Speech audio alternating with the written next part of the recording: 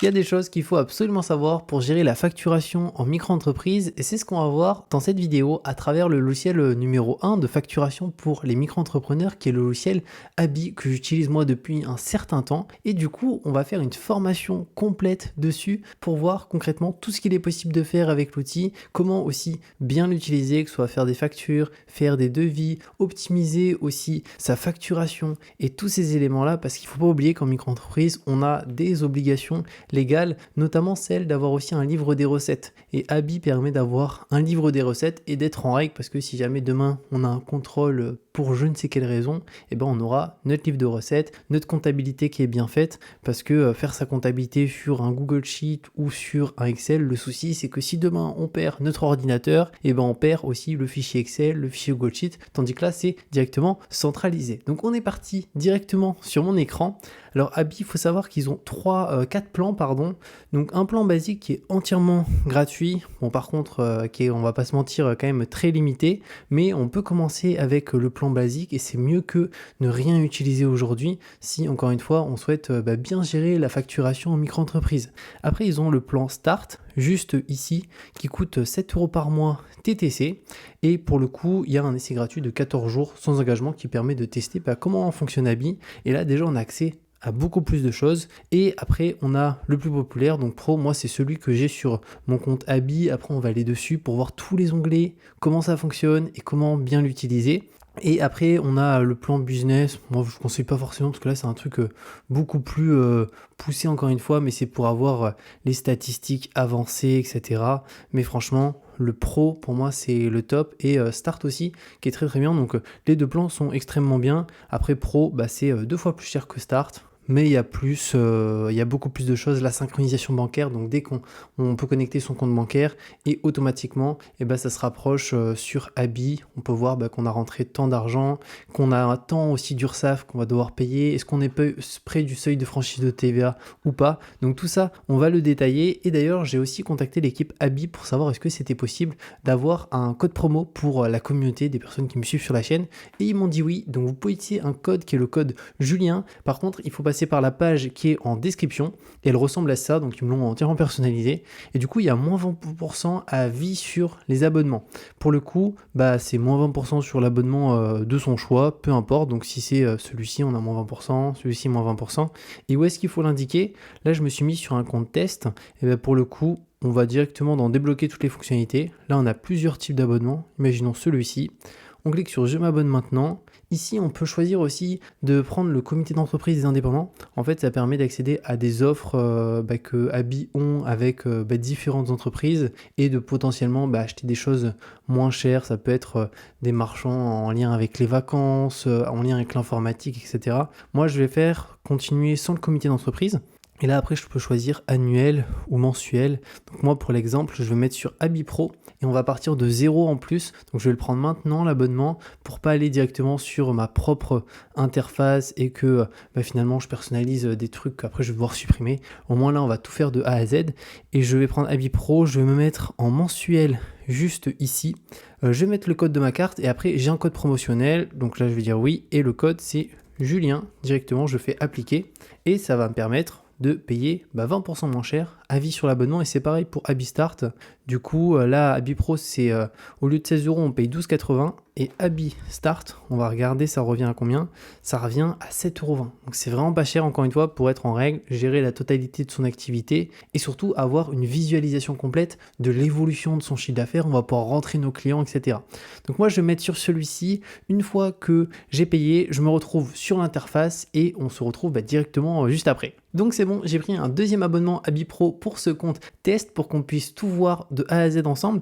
Alors la première étape, une fois qu'on a son compte qui est bien activé, on va aller juste ici sur la petite lettre et là on va aller dans les paramètres. Comme ça, on va bien paramétrer les informations de notre entreprise. Donc ça va se situer juste ici. On clique sur entreprise et là on va aller dans éditer mes informations.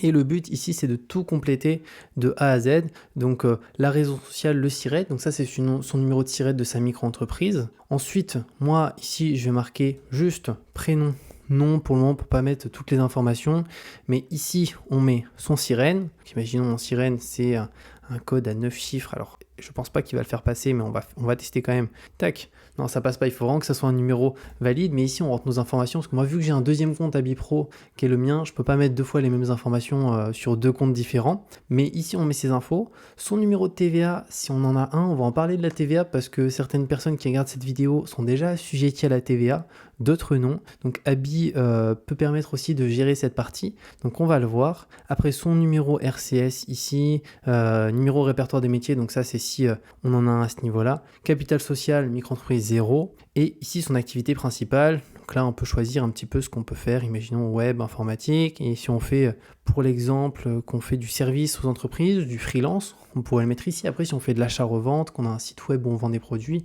on peut se mettre sur achat-revente tout en haut. Donc nous, on va se mettre là-dessus. La date de création de son entreprise qu'on va mettre ici. Et là, ça va être très très important, c'est de choisir déjà le type d'imposition. Est-ce qu'on a le versement libératoire ou est-ce qu'on a l'imposition classique? Donc ça, lorsqu'on a créé la micro-entreprise, on nous a demandé, est-ce que vous voulez payer vos impôts à la fin de l'année ou profiter du versement libératoire si on rentre dans les conditions qui permet du coup de payer quand même un petit peu moins d'impôts, surtout si on fait un gros chiffre d'affaires. Donc ça, c'est à vous de choisir du coup en fonction de ce que vous avez défini auprès de l'URSSAF lorsque vous avez créé votre micro-entreprise. Donc moi, je vais mettre pour l'exemple sur imposition classique. Ensuite, la fréquence des déclarations à l'URSSAF. Donc, est-ce qu'on a fait le choix de déclarer de manière trimestrielle ou mensuelle? Encore une fois, ça, c'est en fonction du choix qu'on a fait. Donc, moi, je vais dire que je déclare, allez, on va dire tous les mois. Pourquoi pas? Êtes-vous assujetti à la TVA? Donc oui ou non. Ici, on a une petite flèche d'information qui nous donne plus d'éléments. Donc au-delà de 34 400 pour les prestations de services, on a la TVA qu'on doit faire payer aux clients. Donc imaginons si on est à 34 400 et qu'on facture un de nos clients en France 1000 euros, et ben on va le facturer 1000 euros plus 20% plus la TVA qu'on va collecter et redonner à l'État. Donc moi pour l'exemple, je vais prendre l'exemple où on vient de créer notre micro-entreprise, on n'est pas assujetti à la TVA, on paye notre impôt de manière classique, on n'a pas forcément le droit au versement libératoire pour l'exemple ici, on va dire, et de manière mensuelle, on déclare à l'URSSAF. Donc je vais marquer non, forme juridique micro-entreprise, ici on va pouvoir mettre l'adresse de celle-ci, donc son code postal, sa commune, et on clique sur modifier. Donc moi je vais faire c'est compris, juste ici, entendu. Je vous invite à compléter toutes les informations. Là, c'est vu que c'est pour l'exemple. Je vais vous montrer comment tout on configure. Mais après, sinon, la vidéo elle va être trop longue si on complète vraiment chaque ligne par ligne. Ensuite, une fois que ça c'est fait, on va pouvoir aller dans Analyse. Alors, dans Analyse, pour le moment, on n'a rien. Comme on peut le voir, le graphique, rien ne s'affiche, pas d'entrée, pas de sortie, pas de résultat, pas de chiffre d'affaires, rien ne s'affiche. Et c'est normal, c'est parce que pour l'instant, on n'a pas créé de facture, on n'a pas créé de devis. Mais ça, je vais vous partager comment on crée une facture, comment on crée un devis, comment on passe une facture en encaissée ou une facture aussi qui n'est pas encaissée, qui est en retard, qu'il faut qu'on relance. Et un petit peu plus bas, j'ai d'autres informations. Ici, donc facture en retard, en attente, donc 0. On n'en a pas pour le moment encore créé. Après, déclaration URSSAF, donc on n'a pas connecté notre URSSAF, on peut le connecter aussi ici. Et après, la synchronisation de son compte bancaire. Donc moi, vu que j'ai déjà mon compte synchronisé sur l'autre compte Abi, je ne peux pas synchroniser mon compte. Mais ici, il faut synchroniser son compte. Comme ça, en fait, dès qu'on va avoir de l'argent qui rentre, ça va s'afficher directement juste ici. Et un petit peu plus bas, ce qui va être hyper intéressant, c'est qu'on a un plafond. Et comme on peut le voir, ici, en fonction des factures qu'on a réalisées, eh ben, il va nous indiquer sur quelle barre on se situe. Donc, est-ce qu'on est ici, en fonction du montant. Et on verra du coup à partir de quel moment on a dépassé le seuil de franchise de TVA. Après, si on l'a déjà dépassé, bah, pour le coup, là, c'est clair. Et pareil, activité commerciale, exactement la même chose. Donc, ce qu'on va faire, c'est aller dans facturation, juste ici, et on va voir. Alors, désolé pour le petit bruit d'ordinateur, je vais essayer de le régler. Donc, c'est bon, c'est réglé. Donc, on va commencer par la partie facture, juste ici. On verra qu'après, il y a l'onglet devis qui est là, et aussi avoir bon de commande. Mais lorsqu'on est en micro-entreprise, ce qu'on fait principalement, c'est éditer des devis, et une fois que ce devis est validé, eh bien, éditer une facture pour son client. Donc commençons par les factures. Pour ça, on va aller dans créer une facture juste ici, et là, il y a deux choix de documents. Donc une facture qui va être pour un client spécifique ou pour un projet. Nous, on va partir du principe qu'on souhaite faire une facture pour un client. Donc on va se mettre là. Ici, on va pouvoir du coup choisir le nom du client. Donc là, on peut voir pour l'exemple, là, ils ont mis des tests pour voir un peu à quoi ça ressemble.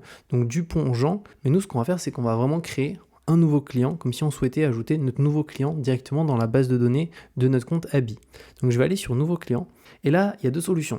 Soit ce client a une entreprise. Dans ce cas-là, je vais pouvoir renseigner soit sa raison sociale, son SIRET, son nom, ou soit c'est un particulier. Nous, ici, on va prendre l'exemple où c'est une entreprise parce que c'est un petit peu plus compliqué de rentrer les informations, tandis que particulier, c'est très simple. On indique son nom, son prénom, son mail, et après tout ça, c'est pas forcément obligatoire parce que lorsque c'est un particulier, la seule mention qu'il faut qu'on ait sur une facture, c'est le nom et le prénom. Il n'y a pas forcément d'obligation d'adresse mail, de numéro, mais ça, c'est si on souhaite avoir plus d'éléments. Donc nous, on va partir sur entreprise. Là, on va cliquer sur aller renseigner manuellement et on va indiquer les informations manuellement. On va prendre un exemple, on va prendre l'exemple qu'on travaille avec Indeed. On est freelance, on travaille pour Indeed.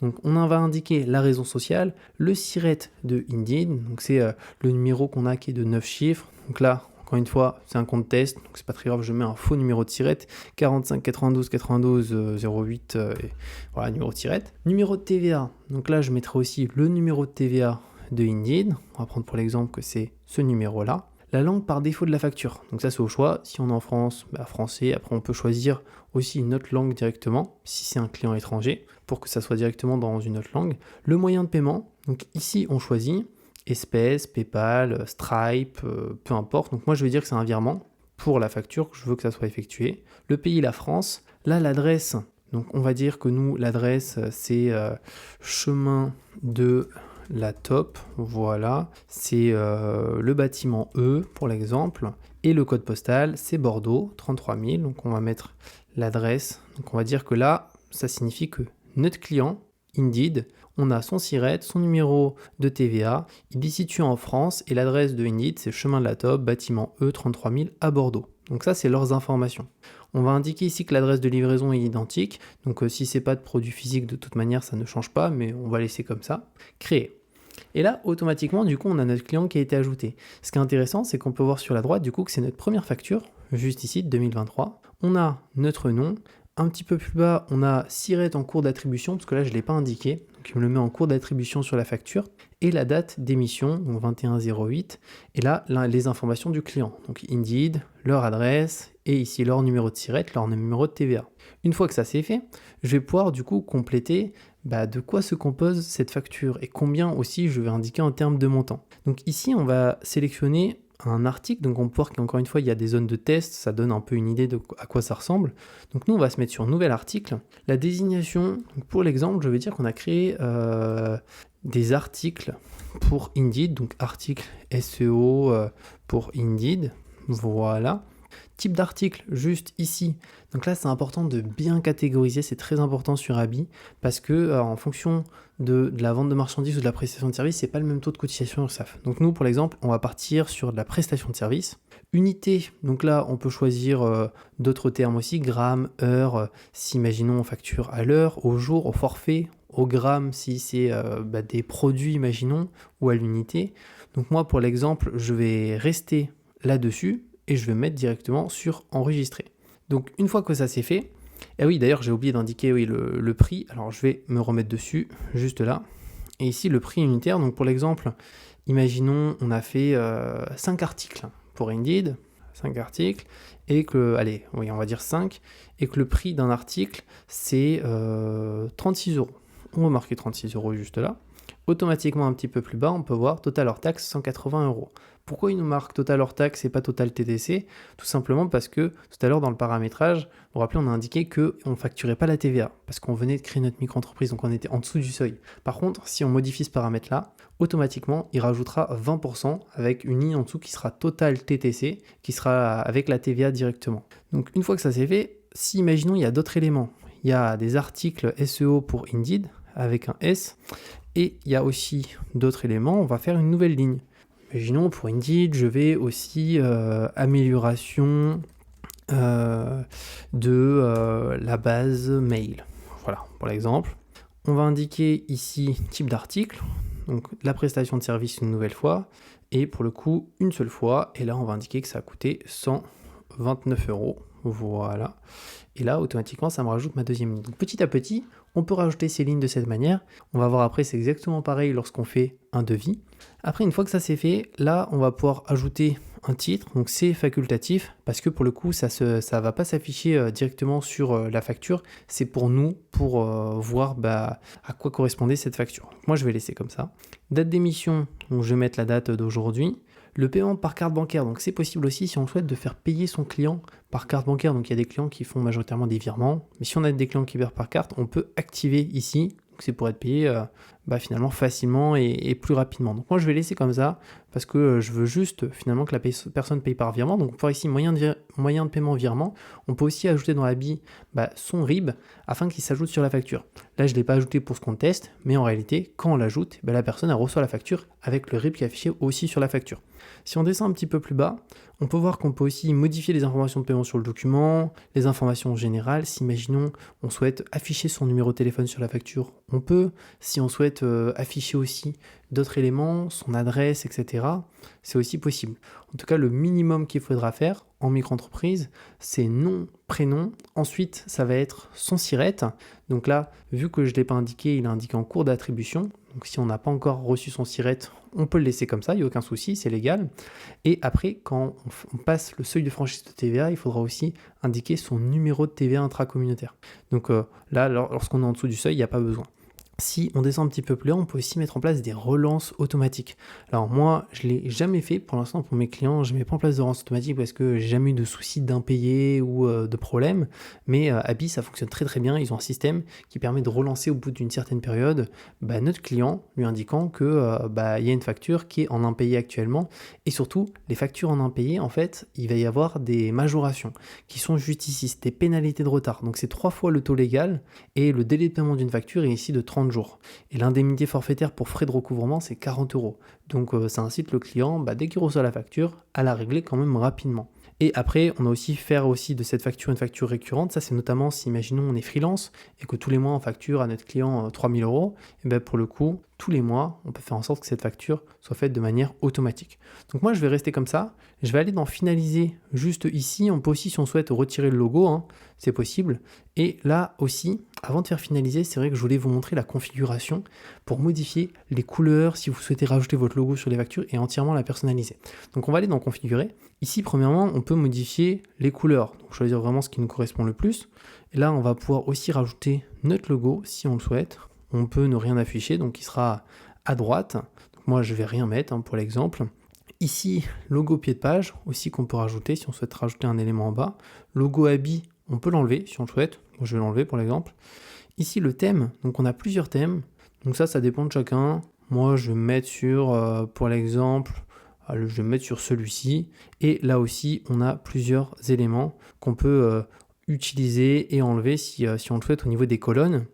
Et là aussi, pas mal de points. Donc pour pouvoir utiliser un arrière-plan dans votre document, vous devez choisir un autre modèle. Donc avec le modèle que j'ai pris qui est là, on ne peut pas modifier l'arrière-plan. Par contre, vous allez voir que si on se met ici, là, on va avoir accès à plusieurs types d'arrière-plan. Et là, on est sur une facture du coup qui est sympa. Et même pour un client, c'est toujours cool d'avoir des factures qui sont sympas et qui ne sont pas juste en noir et blanc. Là, il y a un petit style graphique. Pareil, donc il y en a plusieurs. C'est à chacun de voir. Imaginons, nous, on va partir sur... Allez, on va partir sur celle-ci, tiens. Celle-ci, voilà. Et ici, on a aussi un élément, c'est les réseaux sociaux, si on souhaite les rajouter sur notre facture. Donc moi, je vais faire continuer. Là, j'ai du coup le document provisoire. Pour l'instant, je ne l'ai pas encore finalisé. Et ce que je vais faire pour la finaliser, c'est très simple. Je clique sur finaliser. Donc ça, il faut savoir que si je clique sur finaliser, elle va se mettre automatiquement dans les livres de recettes. Alors, pourquoi je dis ça? Parce que c'est important. En fait, si pour le coup, on n'est pas sûr du montant de la facture qu'on souhaite faire ou qu'on va potentiellement la modifier plus tard, il ne faut pas la finaliser, il faut la mettre en brouillon. Parce que comme ça, si elle est en brouillon, on pourra la modifier plus tard. Si on la met en finalisé, elle va se mettre dans le livre des recettes qui est obligatoire en micro-entreprise et qui est disponible sur Abi.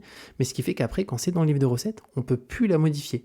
Donc ça, une fois que c'est bien finalisé, là on est sûr, on a toutes les informations importantes, imaginons. On va aller sur finaliser et on peut aussi du coup l'envoyer directement par email, activer le paiement en ligne juste ici, donc par carte bancaire, SEPA, et activer la relance automatique. Moi, je vais juste faire finaliser et fermer, et je vais prendre l'exemple où je l'enverrai manuellement directement à mon prospect et à mon client. Donc je fais finaliser et fermer. Comme ils indiquent ici, si vous souhaitez pouvoir modifier votre document et enregistrer le plutôt en brouillon, une fois finalisé, vous ne pourrez plus supprimer ce document. Donc on fait marquer ici, j'attends un petit peu, Et là, automatiquement, j'ai ma première facture, donc on peut voir 2023 001. Et après, on a aussi plusieurs choses ici qu'on peut faire. Donc la télécharger en PDF pour l'envoyer à notre client, l'envoyer directement par ici, c'est encore plus simple, c'est mieux. Et ici, c'est marqué comme payé. Donc moi, je vais prendre l'exemple où cette facture, elle vient d'être réglée par mon prospect, par mon client. Donc je vais faire marquer comme payé. Et là, je fais valider et automatiquement, du coup, à partir de là, elle va s'ajouter sur les analyses. Donc d'ailleurs, si on va sur les analyses, juste ici, là, pour le coup, elle ne s'affiche pas parce que je ne l'ai pas validée. Donc, on va retourner dessus. Après, c'est vrai que j'étais en mode test au bout d'un moment, donc je ne suis pas sûr qu'il va pouvoir me la valider. On va tester. Virement, moyen de paiement, finaliser. Si ce n'était pas en mode test, votre document aurait été ajouté au livre des recettes. Ah oui, là, c'est vrai que j'étais en mode test. Donc, lorsque j'ai fait la création de la facture. Mais si on le refait, très simple, on va faire un client, on va remettre les quelques informations. Pour l'exemple, on va se remettre sur exactement ce qu'on était, sauf qu'on n'est plus dans le même mode test qu'on a au départ pour la première fois. Donc article SEO, toutes les informations. Le prix unitaire, on va se mettre sur 50, on va dire qu'il y avait 4 en termes de quantité. Donc ça fait 200 €. Là, on a toutes nos informations, si on souhaite activer les relances ou pas. Moi, je ne le fais pas ici. Et on fait finaliser et on va faire finaliser et fermer. Marquer comme finaliser juste ici. Et là, automatiquement, notre facture est ici. Et du coup, vu qu'on n'est plus sur un mode test, après la première fois, on se met juste là, marqué comme payé, validé, et ça charge un tout petit peu, et ça va l'ajouter dans notre livre des recettes. Donc votre livre des recettes a bien été mis à jour avec la facture numéro 1. Et donc, d'ailleurs, ce qui est intéressant, c'est que maintenant, quand on va dans les analyses, automatiquement, on peut voir ici qu'en août 2023, on a établi notre première facture de 200 €. Et ça, c'est cool parce que petit à petit, on va avoir aussi notre progression qui va être affectée ici. On avait indiqué que c'était de la prestation de service. Donc, on peut voir que la barre, elle est à 200. Donc là, on est tout en bas de la barre pour l'instant parce que c'est un petit montant. Mais petit à petit, elle va avancer. D'ailleurs, quand on va dans facturation juste ici, il y a à partir de la partie facture, les autres onglets comme les devis. Les devis, c'est souvent ce qu'on envoie à notre prospect pour lui communiquer un peu le prix. Donc c'est exactement la même chose pour qu'un devis, on fait pareil de manière très rapide, un client, on indique notre client, donc on peut en créer plusieurs, si on peut avoir 15, 100, 200 clients. Moi je me remets sur Indeed. Ici on pourrait finalement indiquer c'est par rapport à quel type de prestation. Donc le titre ça c'est pour nous, donc c'est pas forcément nécessaire. La date d'émission, ça c'est intéressant parce que c'est à nous de l'ajouter. Donc souvent on met une période d'un mois. Donc imaginons là, là automatiquement, il m'a mis sur à peu près un peu moins d'un mois, donc on va se mettre sur 30 jours juste ici. Et là, on va pouvoir directement mettre notre article. Donc ça pourrait être pour exemple, création d'un site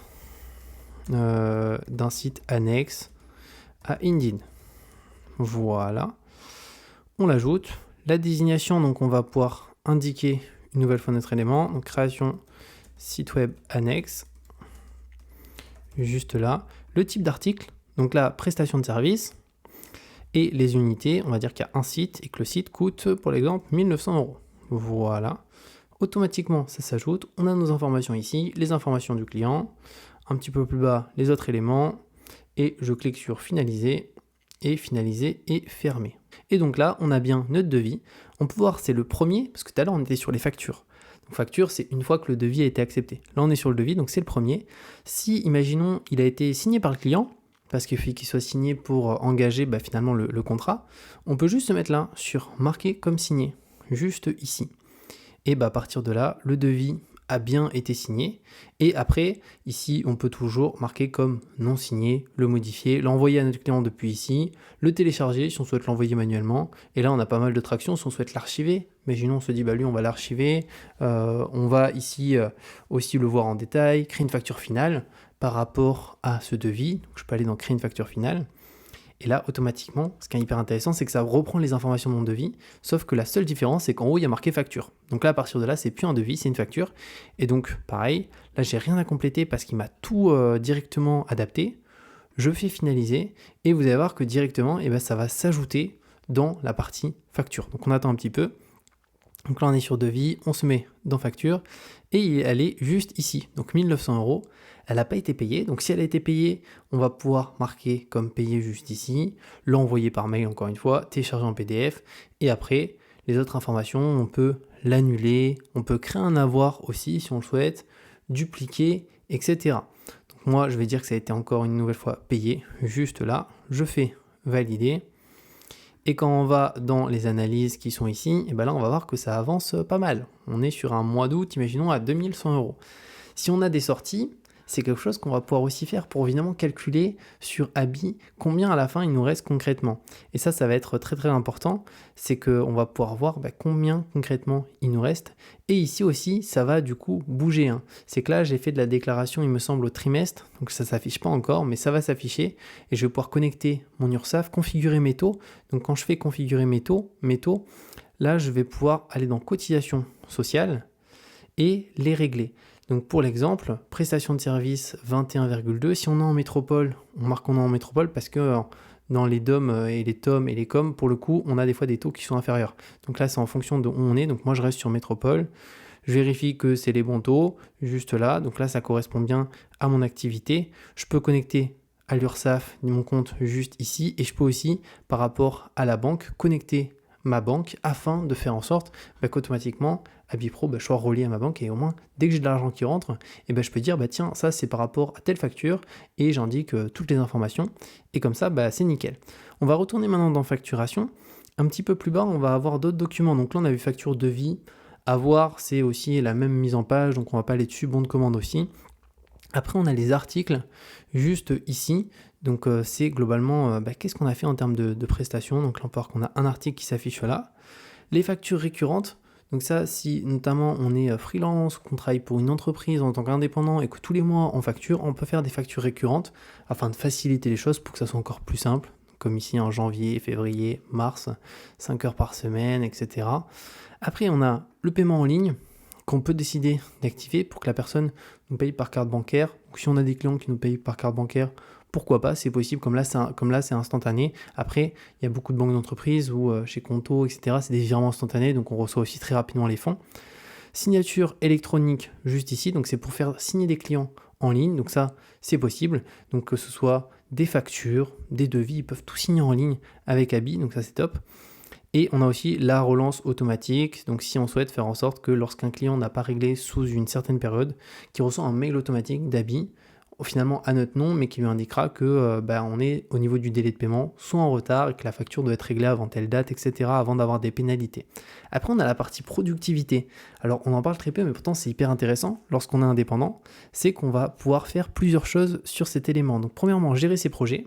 Ensuite, gérer ses commandes et gérer mes opportunités. Donc, imaginons gérer mes projets. Je vais pouvoir aller dans commencer. Et là, on va attendre un petit peu. Et ici, on va pouvoir, du coup, finalement, faire en sorte d'indiquer ces nouveaux projets, si on en a juste ici. Dans le en savoir plus, on peut voir d'ailleurs, il y a un tuto un peu complet sur comment ça marche, comment ça fonctionne cette partie-là. Et finalement, on va pouvoir mettre nos différents clients. Donc là, c'est plus si on a une activité avec de la prestation de service où ça va être intéressant. Après, si on fait de la vente et produits de marchandises, on va moins servir de cette partie-là. Mais si par contre on fait de la presta, pour le coup, c'est plutôt cool de voir les nouveaux projets en cours, la partie relance, le signer, le payer et l'abandonner aussi parce qu'on a aussi des clients où finalement, des prospects pour qui ça ne fait pas, c'est-à-dire qu'on a juste fait le devis et ça s'est arrêté là.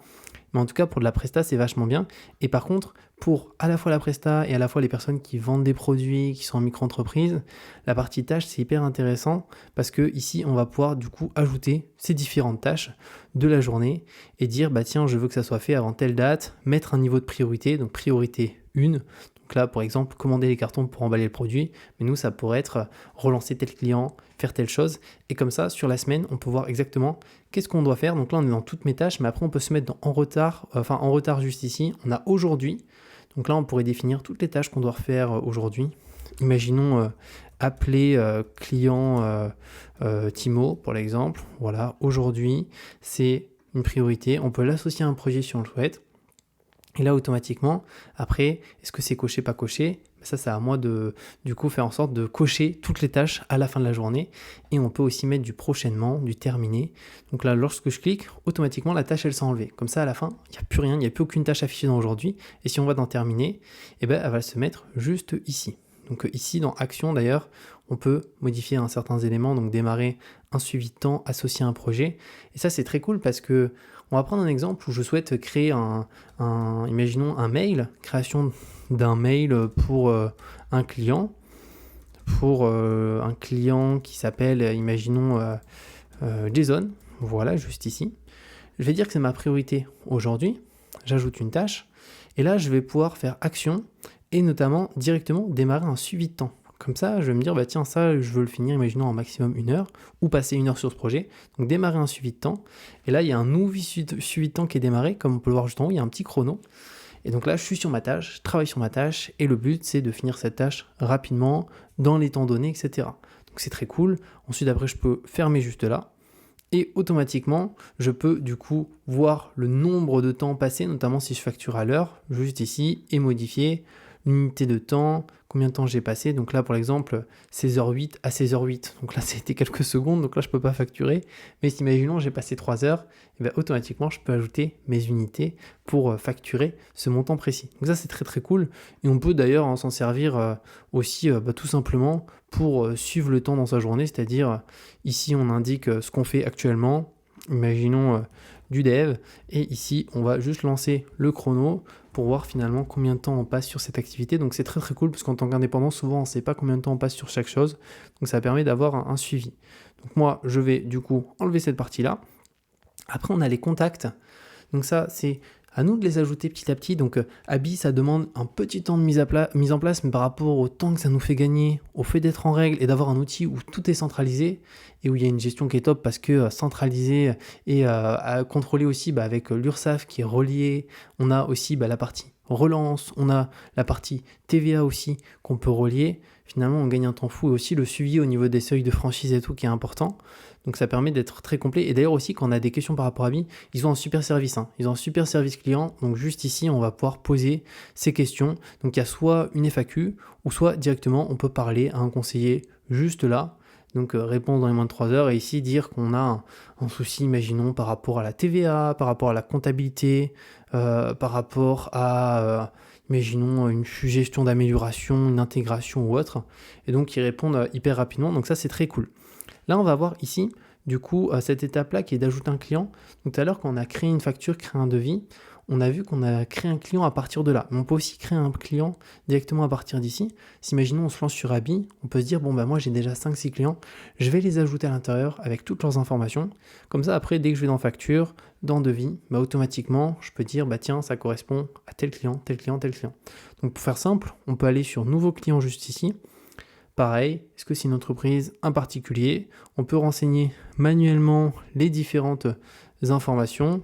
Donc la raison sociale, on va dire Apple, le SIRET, on va prendre ici un exemple, le numéro de TVA qu'on va mettre un petit peu plus bas, la langue, le moyen de paiement, donc si on souhaite être payé par virement pour l'exemple, l'adresse du client, etc.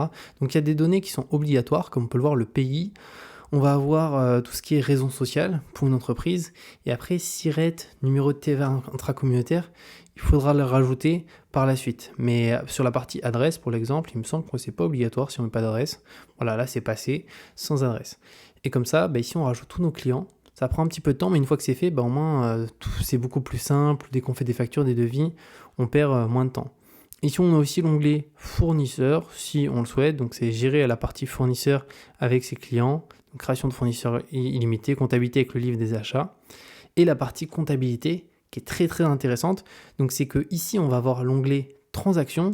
Donc, c'est finalement les différents mouvements qu'il y a de trésorerie au niveau du compte. Mais aussi ici, le livre comptable. Donc, le livre comptable, c'est cet élément-là, le livre des recettes qui est obligatoire en micro-entreprise. Et donc, en fait, ce qui est très intéressant, c'est qu'ici, on peut voir les différentes factures qui ont été réalisées. Donc là, on a fait 2 factures, la 1, la 2, le 2108, une de 200, une de 1900. On avait dit qu'elles étaient réglées.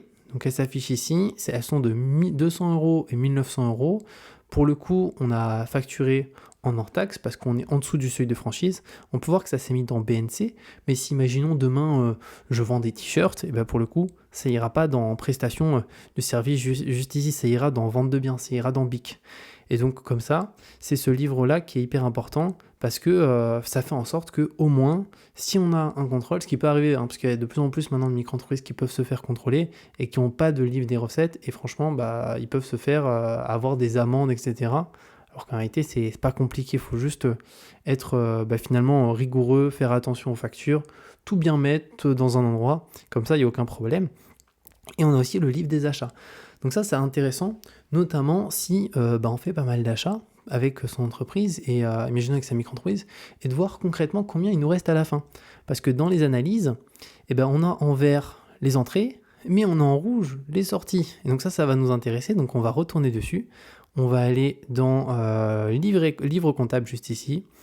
Ensuite, livre des achats et on va faire ajouter une entrée. Et pour l'exemple, je vais dire que j'ai acheté un ordinateur juste ici. La date, elle est le 21/08. TTC, je l'ai payé 1300 €. Voilà. Moyen de paiement, j'ai payé par... alors on va dire que j'ai payé par carte bancaire. Je marquais CB, confirmé. Le fournisseur, donc là, je peux indiquer le fournisseur si je le souhaite, c'est pas obligatoire. Et un justificatif, ça peut être intéressant, notamment lorsqu'on a une micro-entreprise et qu'on a dépassé le seuil de franchise de TVA, parce qu'on va pouvoir récolter la TVA auprès de nos prospects pour la redonner à l'État, mais on va pouvoir aussi déduire la TVA des achats qu'on fait en rapport avec notre micro-entreprise. Imaginons, je suis à 50 000 € de chiffre d'affaires, donc j'ai dépassé largement le seuil de franchise de TVA, donc je le facture à mes clients, la TVA, je la récupère pour la redonner à l'État, mais par contre, je peux déduire une partie de cette TVA sur les achats que je réalise. Imaginons cet ordinateur, 1300 €, il y a une partie de TVA à l'intérieur, 20%, et ces 20%, je vais pouvoir les déduire de la TVA que j'ai collectée, que je dois redonner. Et dans ce cas-là, il faut mettre un justificatif parce que si l'État, demain, il se dit « mais attends, mais en fait, vous nous devez tant de TVA normalement, vous avez collecté tant, pourtant vous nous donnez moins, qu'est-ce qui se passe ?» Et bien très simple, c'est parce que j'ai acheté telle chose, j'ai la facture, c'est en lien avec mon entreprise, c'est un ordinateur, j'en ai besoin, il y avait tant de TVA, donc j'ai pu la déduire. Donc ici, on ajoute son justificatif pour l'exemple. Et après, une fois qu'on a ajouté son justificatif, on peut faire appliquer. Là, on peut voir que si j'ajoute pas de justificatif, je pense pas qu'on va pouvoir appliquer. Alors, je vais en ajouter un qui n'a pas forcément de lien pour bien que ça s'affiche et pour qu'on ajoute notre justificatif. Donc là, j'ai ajouté le justificatif, j'ai aussi ajouté le fournisseur, donc j'ai dit que l'ordinateur il était acheté chez la Fnac. Et ici, j'avais cliqué sur ajouter une ventilation pour catégoriser ma dépense. Et donc là, je vais pouvoir choisir directement la dépense. Est-ce que c'est des frais fixes, du déplacement, imaginons du train, de l'avion ou autre. Donc moi, je vais dire que on est dans du fonctionnement. Et je vais me mettre sur, on va dire, achat de marchandises, juste là. Voilà, et automatiquement, je peux faire appliquer juste ici. J'attends un petit peu, et donc là, il y a l'ordinateur qui a été acheté là chez la Fnac, 1300 €. Dans Action, je peux modifier, supprimer, rembourser aussi cette partie-là, et c'est quelque chose qui nous permet de voir, après quand on va dans les analyses, combien on a rentré et combien on a sorti. Donc là, ici, je peux voir que on a rentré 2100 € en août, mais il y a 800 € qui sont sortis en dépenses professionnelles. Donc après, en micro-entreprise, on ne peut pas déduire les charges professionnelles, c'est qu'en société qu'on peut le faire, mais ici, c'est surtout pour avoir une vision de globalement combien il nous reste à la fin dans la poche, et de voir est-ce qu'on dépense un peu trop, au contraire, est-ce qu'on a une superbe gestion. Mais en tout cas, moi, cet outil, Abi, depuis que j'utilise, donc ça fait très longtemps maintenant, en termes de gestion, je gère beaucoup mieux mes finances quand même, parce qu'en fait, d'avoir un tracking mois après mois, dès qu'il y a une transaction qui est ajoutée, elle s'ajoute ici. Au final, après, on voit très bien où est-ce qu'on en est. Est-ce que ça s'améliore? Est-ce qu'on a amélioré à gérer nos finances? Si on retourne dans comptabilité, qu'on va dans le livre comptable, on avait aussi le résultat, juste ici. Donc, c'est recettes, dépenses et résultats. Donc, c'est le suivi des entrées et des sorties, des sources qu'on peut analyser et filtrer entre deux dates pour vraiment avoir des informations précises avec des analyses. Là, pour le coup, on va pas aller dessus parce que sinon ça va être trop long cette vidéo. Je pense qu'elle est déjà longue, mais j'espère que ça vous plaît parce que je voulais vraiment faire une formation complète sur ce logiciel et c'est pas fini, il y a encore quelques éléments très intéressants. Après, on a compte de résultats. Donc là, pareil, c'est consulter le compte de résultats. Donc c'est toutes les informations. Donc on a la synchronisation automatique avec toutes les transactions. On peut exporter si on le souhaite. Si imaginons on est en micro-entreprise et qu'on a un comptable, bon, c'est pas forcément nécessaire avec des outils comme Abi d'avoir un comptable parce qu'on peut tout faire nous-mêmes. Mais si imaginons on a un comptable, et on peut exporter, envoyer les PDF, filtrer les dates, etc. Après la déclaration URSSAF, donc ça c'est hyper cool. Pour le coup, on peut directement raccorder son URSSAF à Abi. Comme ça, on a une synchronisation qui est automatique. Donc ça c'est sympa. Ici, quand on va dans aller plus loin, donc plusieurs éléments. Premièrement, le CE des indépendants. Donc je l'en ai parlé un petit peu, c'est le comité des entreprises. Donc moi dans mon cas, j'y suis pas sur le comité des entreprises, sur mon compte personnel Abipro. Mais c'est intéressant par contre si on dépense pas mal chaque mois, notamment avec finalement de l'high-tech, des voyages, etc. parce que je sais que bah, voilà, il y a des partenaires comme Apple où on a un -5, des fois -10%, voire même plus sur toute la boutique Apple, et donc d'économiser. Alors ça change tout le temps, hein, les prestataires, etc. Même Auchan, on peut voir là 4% de moins sur les courses. Booking, moins 15%. Ikea, moins 9, donc si on doit refaire une cuisine, et bah, ça coûte, il me semble, 5 euros le comité d'entreprise, quelque chose comme ça. Et au final, bah, on paye sa cuisine moins cher si on doit acheter une cuisine. Après, si on dépense très très peu, et bah, pour le coup, on n'a pas forcément besoin. Et ici, on peut voir un peu les économies qui peuvent être réalisées. Oui, c'est ça, c'est 5 euros par mois, TTC, et ça peut permettre d'économiser 50 euros à 100 euros par mois par personne. Après, ça dépend de est-ce qu'on dépense beaucoup ou pas. Moi, dans mon cas, je pense que voilà, je gagnerais peut-être 5 euros, et c'est même pas sûr parce que je dépense pas trop sur Internet. Mais si on dépense beaucoup sur Internet, franchement, ça peut être intéressant d'adhérer au comité d'entreprise parce qu'on a tous les avantages. Et qu'en micro-entreprise, en fait, on n'a pas de comité d'entreprise. Donc là, on a la chance d'avoir leur comité à eux avec tous leurs avantages. Donc voilà par rapport à ça. Après, on a l'onglet ressources juste ici. Donc là, clairement, on va retrouver énormément d'informations. Donc ça charge, ça met un petit peu de temps, c'est ma connexion, sur différents partenaires et différents aussi conseils qui peuvent être utilisés, que ce soit pour mieux gérer ses finances, optimiser sa trésorerie, etc., optimiser son entreprise, l'académie, les exports, la communauté aussi d'Abi, juste ici, si on a des questions, ça peut être hyper intéressant. Alors visiblement, ma connexion est de moins en moins bonne, mais c'est quelque chose qui peut être intéressant, tout ce qui est intégration, export, communauté, mais moi, principalement, je me sers de cette partie-là d'analyse pour suivre mois après mois, et aussi de la partie productivité, et après la facturation, les devis, les factures et le livre des recettes qui est automatiquement relié. Comme ça, j'ai pas de soucis, et ça fait en sorte que la gestion est vraiment nickel. Donc voilà par rapport à cette vidéo de formation complète sur l'outil Abi. J'espère que ça vous a plu. Ça a été long, mais c'était vraiment de pouvoir tout partager de A à Z ensemble pour que ça soit le plus complet possible. Comme je vous ai dit, avec le lien en description, vous pouvez bénéficier de moins 20% sur tous les abonnements Abi à vie, donc avec le code Julien. Et pour ça, il faudra aller sur cette page-là, donc vous allez arriver sur cette page. Et après, quand vous allez dans Tarifs, juste ici, vous avez les différents abonnements, et après quand vous voulez rejoindre un abonnement, déjà vous pouvez tester gratuitement, et après quand vous voulez vraiment avoir toutes les fonctionnalités, que vous mettez le code Julien, vous avez moins 20%, donc c'est toujours cool par rapport à ça. On se dit à très bientôt par rapport à une nouvelle vidéo. N'hésitez pas, surtout si vous avez la moindre question sur Abi, à la mettre en commentaire, je vous répondrai avec plaisir, et on se dit à très bientôt pour une nouvelle vidéo.